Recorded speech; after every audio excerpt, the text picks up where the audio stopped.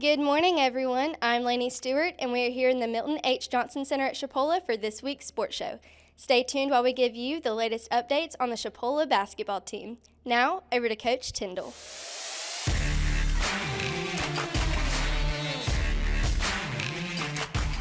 Good morning, Coach T. How are you doing? I'm doing well, Lainey. How are you this morning? I'm good. Good. How has your third year coaching been? Well, we've had 2 great years. First and foremost, when I got the job 2 years ago, it feels like it was about a month ago, Lainey, but time has really flown by. Our 2 years, we've accomplished a great deal. 2 Panhandle Conference championships, 2 state championships, and 2 national tournament Final Fours. So I feel good about what we've accomplished thus far.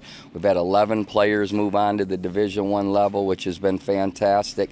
And going into year 3, I think there's as much optimism and excitement as you could possibly have about our program. I feel like we have a chance to duplicate some of the things we've done, and we're excited about it. I really am. Coach T, how is the team preparing for this upcoming season? Well, it's been a kind of a slow grind, if you will. Most of the guys were here in late June through the rest of the summer.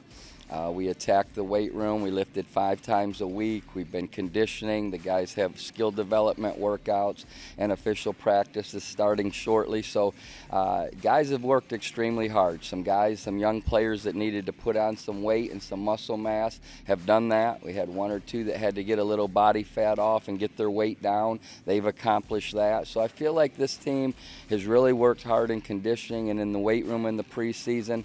We've got a long way to go on the floor. But that's natural and normal for this time of year. But guys have worked really hard, and we're excited about things. Describe your process for maintaining discipline and keeping your players motivated. Well, I believe in this. My entire coaching philosophy is responsibility plus accountability equals success. And that's in everything you do. That's on the floor, that's in the weight room, that's off the court, that's in the classroom. And, if you give guys responsibility, tell them where things sit, what you expect, and then you hold them accountable if they don't do those things, then you're going to end up getting good results. Maybe it's wins, maybe it's players graduating or doing well, maybe it's doing a great job in the community. All those things are so important.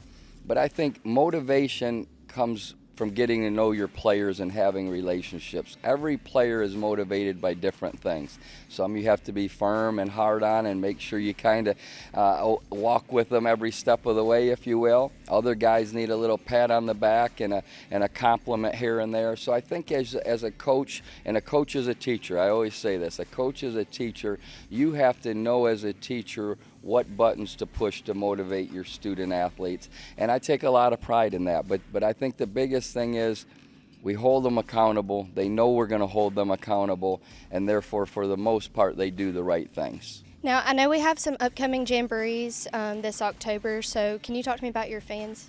Yeah, I think our fans that don't understand what a preseason Jamboree is, what it is, it's a 1 or 2 day event. Like we're going to West Georgia this coming weekend, then we go to Tallahassee the following weekend, and then later in October we're going to Orlando. And in those Jamborees, you're going to play anywhere from 3 to 4 games a day against really good competition, other junior colleges from across the country. And I think those preseason scrimmage games give you an opportunity to evaluate guys in a game setting, first and foremost. You've seen them on the practice floor, you've seen them in skill workouts, but game settings are always different. You get to kind of test a few things with your team that maybe you're reluctant to do in the regular season. Maybe a guy's kind of in between positions, so you give him a chance to play both positions in these scrimmage games and kind of sort out what's the best fit for him and the best fit for your team. So it's a great opportunity for our guys to grow and develop and get better. But all these Jamborees are also attended by Division I schools, so they have a chance to showcase their talents and play in front of Division I coaches and hopefully earn some scholarship opportunities. So again, 3 straight weekends. It's going to be fun. I know our guys are looking forward to playing against someone different as well. That's great. I can't wait to watch our Indians play. Is there anything else you want to talk to us about? Yeah, Lainey, I think the one thing I really want to mention, our first home game, as you know, is November 1st against Coastal Alabama. and we've been doing a lot of promoting and marketing of what we're calling Pack the Milt. We want to pack our gym opening night. We want to sell it out. I don't want there to be one open seat in the entire gym. I know that's a lofty goal, but everywhere I've been, we've done things like this to kick off our season. The first 2 years, we've had fantastic teams that would be unbelievable for the fans to be able to watch them play. But unfortunately, the pandemic has kind of kept some folks at home, and I understand that. I totally get it. But now that hopefully most of that is behind us, it's the first opportunity to really come out in a big, big way. So November 1st, 7 o'clock against Coastal Alabama, we hope that everyone will turn out in a big way and pull for the Indians that night. We can't wait to see y'all in the Milton H. Johnson Center.